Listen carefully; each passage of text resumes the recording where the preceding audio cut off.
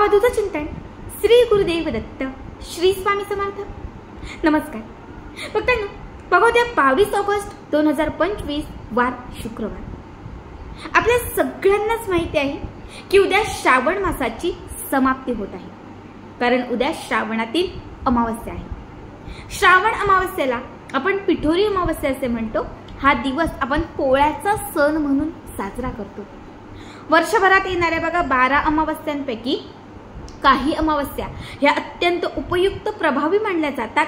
त्यापैकीच ही पिठोरी अमावस्या उपाय सेवा करण्यासाठी, पवित्र स्नानासाठी, लक्ष्मीला प्रसन्न करण्यासाठी, घरात सकारात्मकता आणण्यासाठी ही अमावस्या अत्यंत प्रभावी मानली जाते। आमच्याकडच्या बऱ्याचशा भागामध्ये पिठोरी अमावस्येला पूजा घातली जाते। पिठोरी अमावस्येच्या दिवशी असंख्य सेवा केल्या जातात, सेवांची सुरुवात केली जाते। बऱ्याच शुभ गोष्टी ज्या आहेत ना, त्या शुभ गोष्टी या पिठोरी अमावस्येपासून केल्या जातात। आपल्याला खूप इच्छा असते, मी ही सेवा करेल, मी हे व्रत करेल, बरंच आपण ठरवतो, पण बऱ्याच वेळा आपल्याला ते जमत नाही किंवा आपल्याकडनं ते होत नाही। बघा, संपूर्ण अमावस्येचं तुम्हाला फळ हवं असेल, घरातली नकारात्मकता तुम्हाला घराच्या बाहेर काढायची असेल, तुमच्या आयुष्यात काही बाधा असेल, नकारात्मकता असेल, काही दोष लागलेले असतील ते दूर करायचे असतील, मनातील इच्छांची पूर्तता करायची असेल आणि संपूर्ण श्रावण मासाचं तुम्हाला जर फळ हवं असेल, तर उद्या अमावस्येला तुम्हाला पवित्र स्नान करायचं आहे। ज्यांच्याही आजूबाजूला कुठेही तीर्थक्षेत्र आहे त्यांनी आवर्जून तीर्थक्षेत्री जाऊन स्नान करायचं आहे। समजा इच्छा असूनही तीर्थक्षेत्री जाता आलं नाही तर घरच्याच घरी अंघोळीच्या पाण्यात तुम्हाला या काही वस्तू मी आता सांगत आहे, याच वस्तू घालून उद्या स्नान करायचं आहे। जर या वस्तू घालून तुम्ही उद्याच्या दिवशी स्नान केलं तर तुम्हाला लागलेले दोष दूर होतील, बाधा निघून जातील, इच्छा पूर्ण होतील, कामातील अडथळे दूर होतील आणि प्रत्येक गोष्टीत तुम्हाला यशाची प्राप्ती होऊन तुमची प्रगती होईल। बघा, तुमच्या घरामध्ये 5 सदस्य आहेत, तुम्ही 5ही सदस्यांच्या अंघोळीच्या पाण्यात त्या वस्तू घालू शकता। घरातील एखादा कर्ता व्यक्ती आहे त्याच्या अंघोळीच्या पाण्यात घालू शकता किंवा तुम्ही स्वतःच्या अंघोळीच्या पाण्यात घालू शकता। काय करायचं आहे, आपलं जे अंघोळीचं पाणी आहे त्या अंघोळीच्या पाण्यात तुम्हाला अर्धा झाकण किंवा 1 झाकण गंगाजल घालायचं आहे।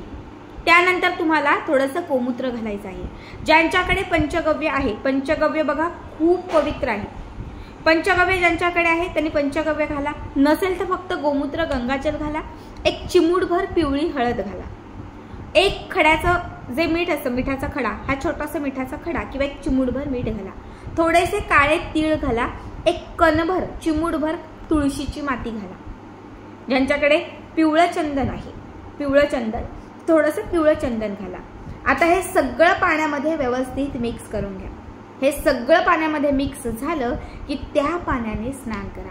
स्नान करत असताना कंटिन्यू लक्ष्मी मातेचं स्मरण करा, कारण अमावस्या तिथी ही लक्ष्मीसाठी समर्पित आहे आणि पिठोरी अमावस्या ही लक्ष्मी आणि भगवान विष्णूंना प्रसन्न करण्यासाठी खूप प्रभावी आहे।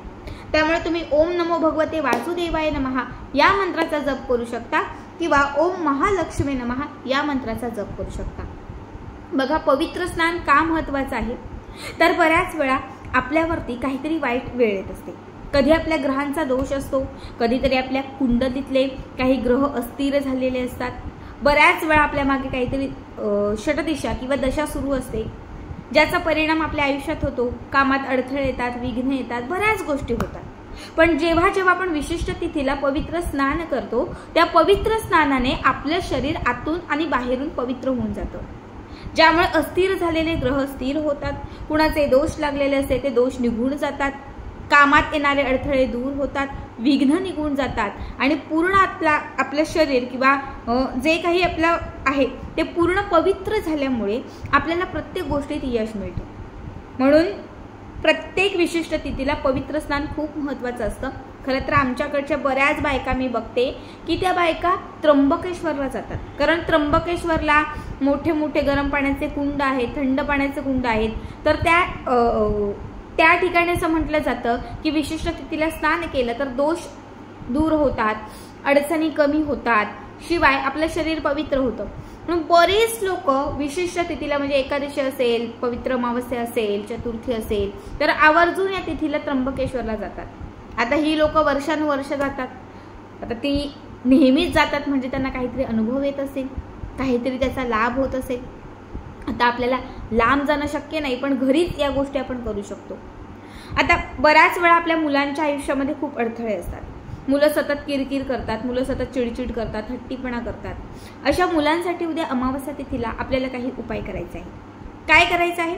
स्वच्छ पवित्र स्नान झालं आपल्या मुलांचं की त्याच्यानंतर दिवसभरात कधीही मुलांना एका चौरंगावर एका पाटावर बसायला सांगायचं आहे. एक वाटीभर भात शिजवायचा आहे.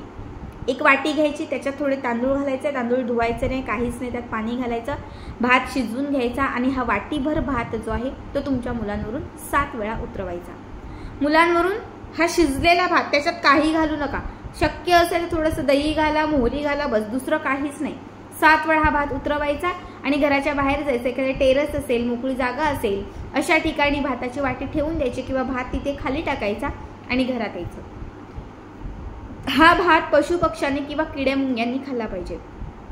जसा हा भात किड्यामुंग्यांच्या किंवा पशुपक्ष्यांच्या शरीरामध्ये जाईल, जसे ते ग्रहण करतील, तसे तुमचे दोष, तुमच्या मुलांचे जे दोष आहेत ना, ते दूर होतील. मुलांना लागलेली बाधा, नजर बाधा, सगळं काही दूर होईल. मला पण नाही माहिती बाबू, 2 मिनिटं थांब. आता बऱ्याच वेळा असं होतं की आपली मुलं आपलं ऐकत नाही. मुलांच्या मागे खूप आजारपण लागलेलं असतं. मुलं सतत चिडचिडपणा करतात किंवा मुलं सतत हट्टीपणा करतात. अशा वेळेस तुम्हाला काय करायचं आहे? उद्या अमावस्येला तुमच्या मुलांना दक्षिण दिशेला बसायला सांगायचं आहे.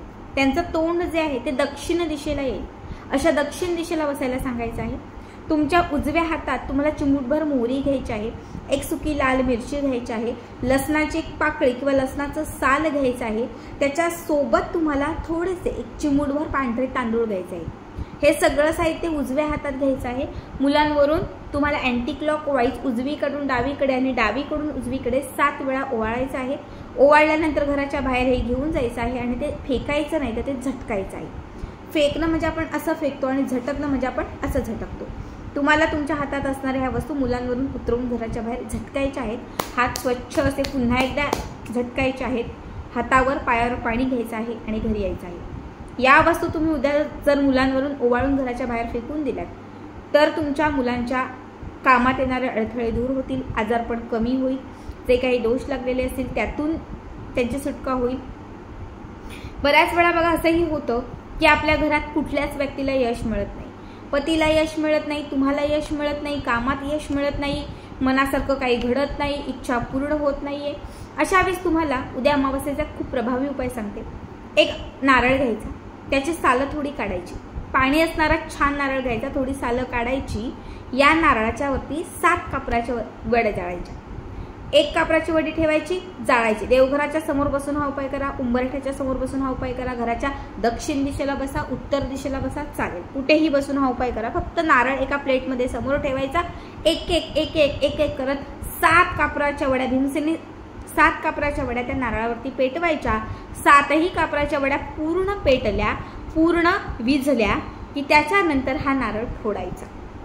हा नारळ देवघराच्या समोर फोडायचा. त्याच्यात आपली जी इच्छा असेल ती इच्छा सांगायची, यश मिळण्यासाठी प्रार्थना करायची आणि हा फोडलेला नारळ घराच्या बाहेर घेऊन जायचा.